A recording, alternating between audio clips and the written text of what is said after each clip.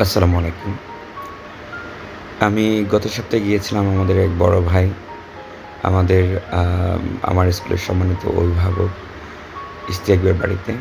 সেখানে তার ছাদের মধ্যে দেখলাম যে নানা প্রকারের সবজির গাছ, বিশেষ করে ঢেঁড়স, মরিচ, আ বিভিন্ন জাতের মরিচ, বিভিন্ন জাতের ঢেঁড়স, ধনিয়া পাতা সহ নানা ধরনের সবজির গাছ তিনি শখের বশে লাগিয়েছেন।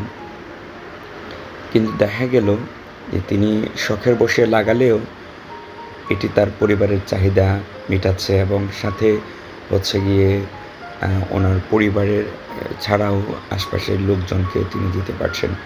সে সাথে তিনি এখানে একপাশে মুরগির একটা খামারও করেছেন। অত্যন্ত সুন্দর একটা সুচিন্তিত সিদ্ধান্ত।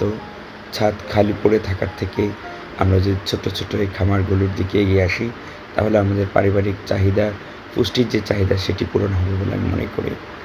ধন্যবাদ ইশতিয়াক ভাইকে সময় দেওয়ার জন্য।